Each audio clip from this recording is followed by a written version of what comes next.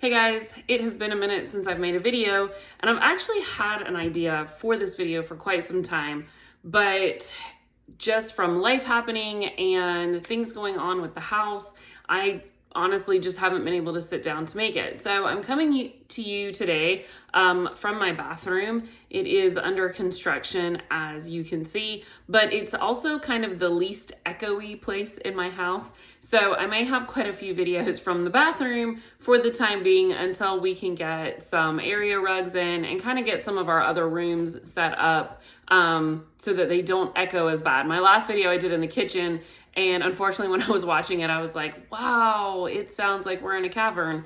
And we do have 30-foot ceilings in there. However, it is hard to listen to. So I'm coming to you from the bathroom today. I wanted to make today's video though, because it's something that has been on my heart for quite some time, especially as we have struggled in our new house over the summer. And so I felt like this was just a message that probably a lot of homeschooling moms or homeschooling families in general could resonate with. And so I'm coming to you today talking about homeschooling, and specifically starting the year homeschooling when you are already depleted and don't have the energy to add that on to your plate.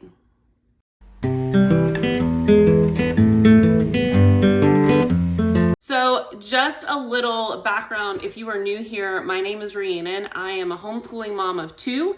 I have a 3rd grader and an 11th grader this year. And prior to homeschooling my kids, I was actually a special education teacher in the public school system for 17 years. So I have been around education for a while. That has translated into assisting me with homeschool. However, homeschool and public education are completely different. There is not one area I think that really crosses over until you get into high school, and then some of those things sort of line up. Those are in some different videos. I have things like transcripts, report cards, curriculum planning, dual enrollment. So if you have a high schooler, I would definitely recommend checking out those videos. But today specifically, I wanted to talk about, no matter what age your children are, if you are homeschooling and you're homeschooling from a place of difficulty right now. We moved earlier this year, back at the end of May. And although we typically homeschool year-round, we did decide to take the summer off this year because I knew there was no way that we could move, renovate a house, and successfully do school without it becoming a huge source of frustration. And so as we were in the process of listing our house last year and packing and things like that, I very much pushed for the end of the school year to happen almost a month and a half earlier than it normally does for us, so that we were done by the move. While I do think that was the right choice for us at the time, because the way this move has gone, we definitely could not have accomplished school this year or this past summer and have been successful in any way, shape, or form. It was a hard time for us. And since moving, we really haven't had an easier time. Unfortunately, this house has come with quite a few unexpected things that were not disclosed at the time of selling. We did our due diligence. We hired an inspector. He did an excellent job. The things that we have found as we've been in this house, such as the shower was not usable at all versus a small leak that was reported. Things like that have just really been difficult for us. And even more things. Last week, we had a stray dog come onto our property. It attempted to attack my husband, who was able to scare it off. However, we then found that he had killed, or she, it was a female dog, she had killed all but one of our chickens. There were feathers everywhere. There were dead bodies everywhere. It was a really emotional thing for us because although we have dealt with animals before, just the senseless massacre essentially that happened, almost like that bloodlust kicked in on the dog. It was traumatic for us. And yes, our animals are farm animals, but it was a waste of a life. On top of that, we did have to return to our old house last week. In fact, the day before that the chickens were killed, we had to return to our old house last week, and pick up some mail from the college for my oldest son that somehow had not come through on the forwarding. And, they always say never go back to your old residence after you've left. And that is so true, because as I got there, I saw that my entire garden, and our beautiful pink chicken coop that we had worked so hard on had been absolutely destroyed and demolished. Every plant that I left that the new homeowner had seemed excited about, she had gone on and on when she walked the property with us about how she loves to be outside and she loves to garden. And so I had left our apple trees and blueberry bushes and things that ultimately I really could have dug up and taken with us, and left those strawberry plants, things like that. And then I come back and as I'm sitting in the driveway, my son had run, grabbed the mail off the front porch, and I am just speechless because everything is gone. And it's things that we could have taken with us. It's things that we could have brought with us. It's things that I wish she would have called us and said, hey, I really don't want this. Do you guys want this stuff? Like, come get it or whatever. Things like that. And so I'm already having an emotional day Monday. Tuesday, the chickens are killed. My husband had to scare off the dog with his firearm. And of course, there's nothing really that can be done. I did alert animal control, but we're also finding out that there is, most of our garage is missing its foundation now. It just has been that thing where it's been one thing after another and one thing after another and one thing after another. And so starting this school year, we had to start school. It's school. We have to do school. But starting this school year, I didn't want to. I'm tired. I am emotionally depleted. I really don't have it in me to deal with, the temper tantrums that my youngest one sometimes throws because he just doesn't want to do school. He just wants to play all day.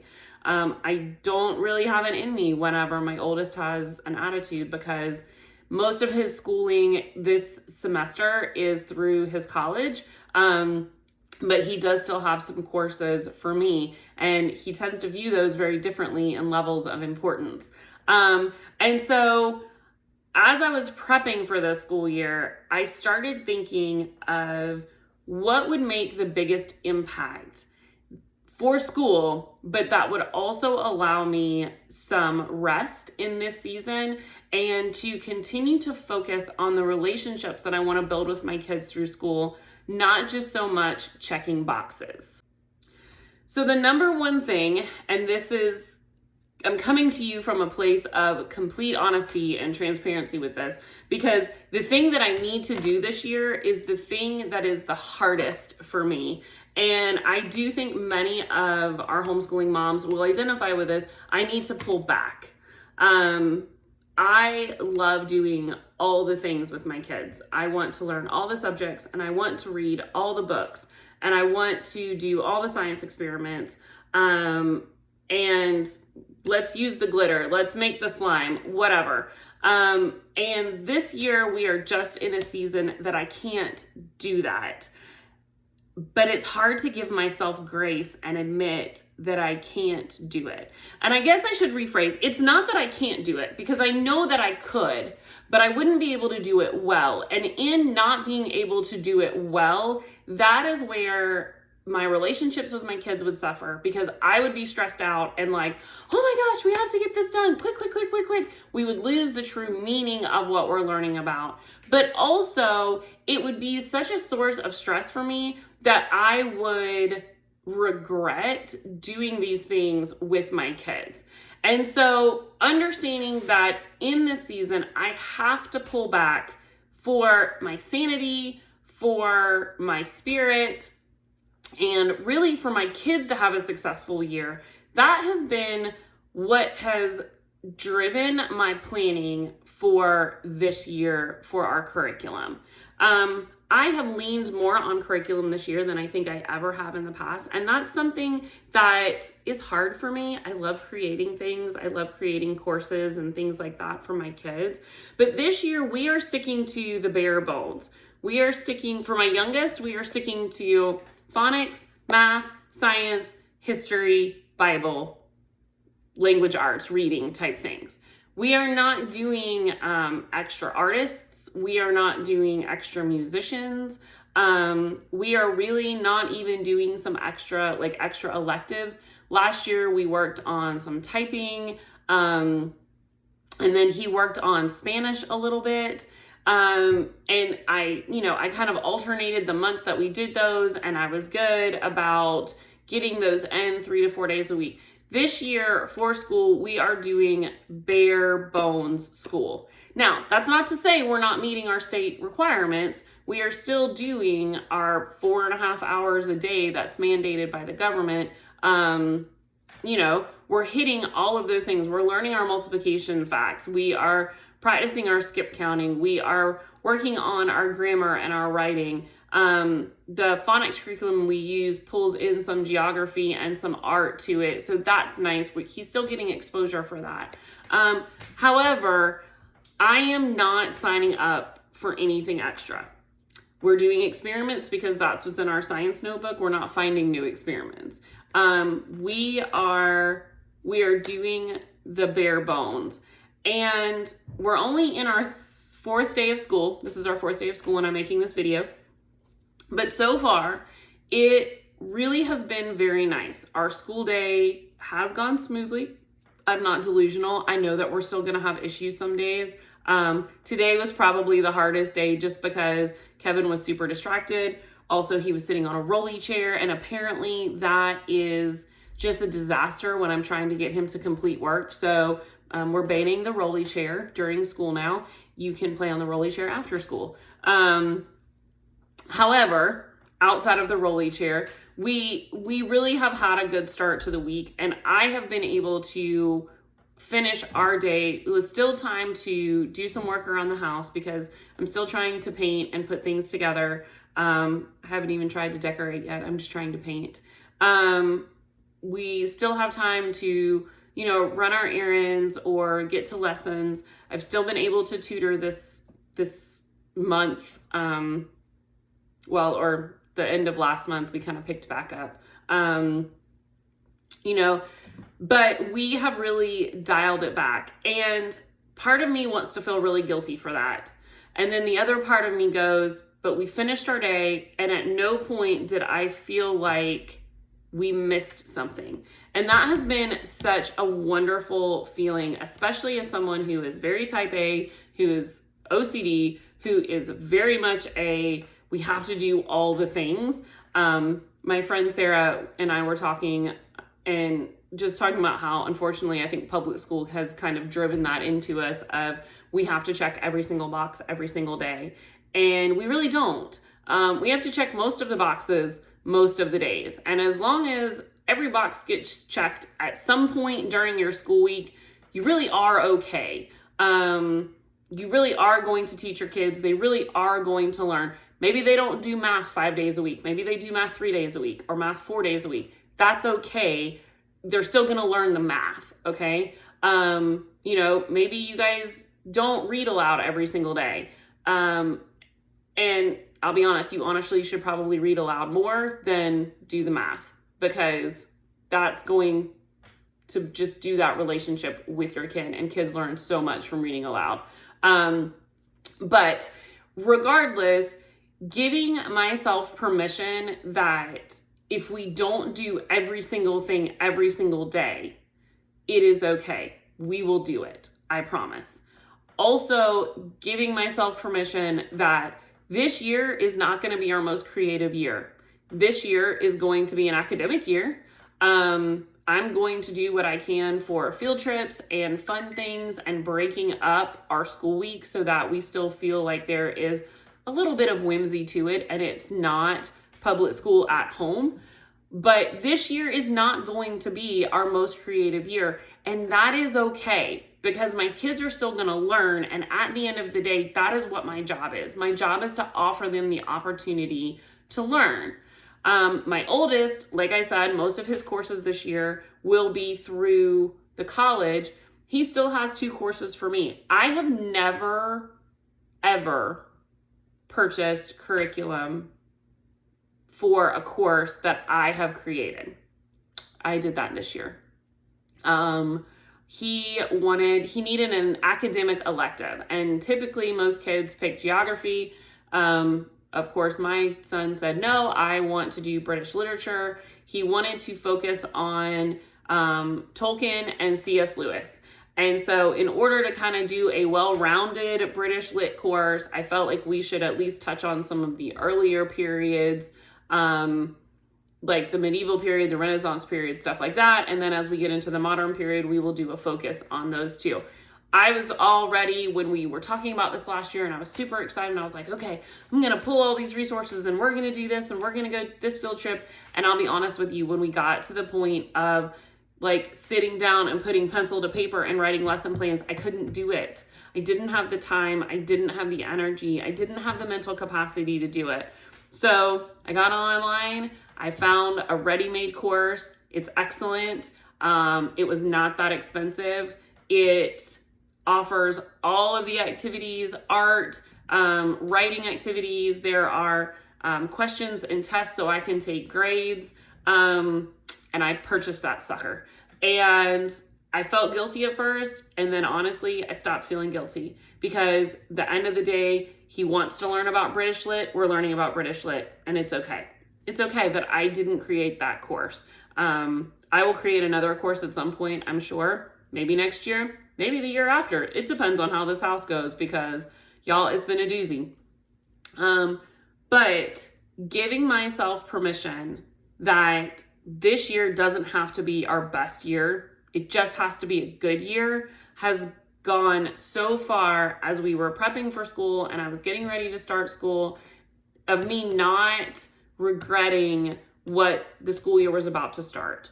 Or me not just sitting here and dreading, oh my gosh, we're going to start school. I'm not ready for school. Because I am, and I was ready for school. I leaned on my resources more heavily than I've ever leaned on them before. But at the end of the day, I pay for that curriculum. That's what I pay for that curriculum for. I pay for the curriculum so that I don't always have to create things. And if I want to, I can. If we get a break in life this year, which doesn't seem likely, but if we get a break in life this year, I'll be able to pull something, crazy and kooky and artistic, and we'll do it. But if I don't, then we don't. And it's okay. My kids still learned. And that's the goal, and I think as moms, we have to give ourselves that permission. We have to give ourselves permission that our homeschool doesn't have to be Pinterest worthy. It doesn't even have to be like Facebook worthy. It just has to be teaching our kids worthy. And if we're doing that, we're doing our job.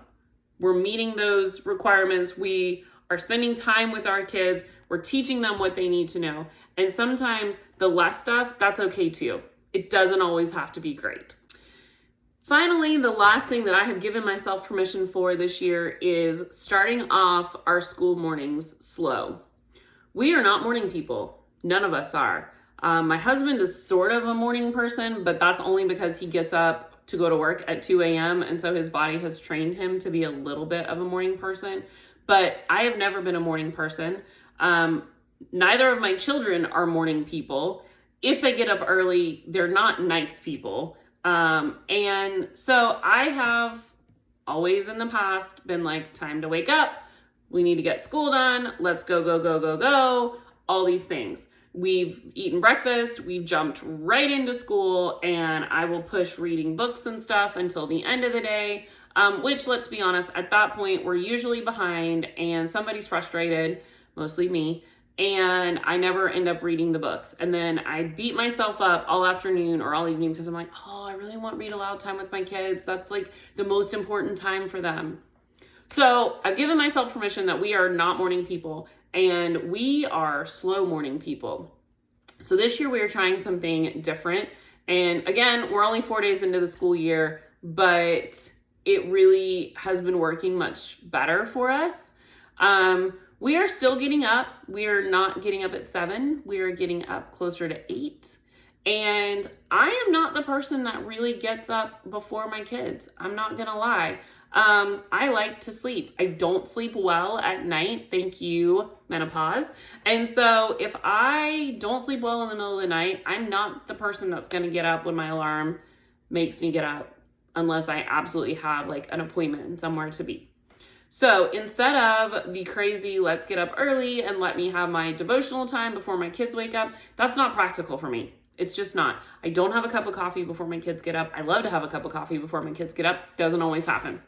Most of the time I'm getting up and I'm making my coffee while I go wake my kids up. So what I have started doing this week, and so far it's working well, is I get up in the morning, usually about 7:30-ish. I get my cup of coffee. I will go ahead, wash my face, brush my teeth, that kind of stuff. And I go and wake my kids up. And then while we are kind of in that still sleepy, like groggy wake up time, we have actually started reading first thing. And so essentially our first hour of the school day is reading. My kids are drinking hot chocolate, or sometimes they'll fix themselves a bowl of cereal. Usually we like actually eat breakfast after we're done with our reading time. It just kind of depends what, they're feeling that morning. But we have started with, we read our Bible verses or chapter for the day, depending on what we're doing. I read a chapter from our read aloud book. Right now we're doing The Secret Garden, and the kids are enjoying it. I'm enjoying it. And then we do about 30 minutes of independent reading time. Sometimes Logan will go and start his courses, because with British Lit, he does have reading assignments with that. But for Kevin, I am having Kevin do his just fun reading. Nothing to do with curriculum, nothing to do with any academic subjects. Pick a fun book and read. And while he's doing that, I am then doing my devotional for the day. Depending on how quick my devotional goes, sometimes I have some free reading time as well. I just have a timer set so that we don't read all day, because depending on my book, I really could. But this has been such a game changer, because then by the time that we are done with that reading time, all of my morning sleepyheads are really ready to go ahead and jump on their day and get their schoolwork done. We've had much less attitude in the morning. We've had much less arguing in the morning. And this is something though that I always felt like, we should do all the work and all the curriculum first, and then we should do this reading kind of stuff. And honestly, I forget that reading is curriculum. It may not be question and answer curriculum. I don't do like comprehension tests on anything that the kids read in the morning or whatever, but it's still curriculum. It's still education. They're still learning. And by doing it first thing in the morning and completely flip-flopping how I've done school for the past 4 years, it has already made such a difference in our mornings. And I can tell you, I saw that today, because this morning we did our Bible and I did our read aloud chapter. And it was getting late in the morning. And so I did not do my devotional this morning. I told Kevin, go get your book, sit on the porch. I've got to water these plants before it got too hot. And he was so distracted. He did not stay. I don't know that he read even half of a chapter. He was in and out, up and down.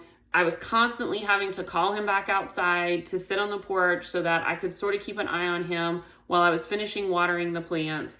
And I will tell you, I think that also contributed to the distraction in our day, aside from the rolly chair. But having that time of all of us are sitting and doing something together, even if we're doing it separately together. I mean, we're all reading like a different book, or doing something different.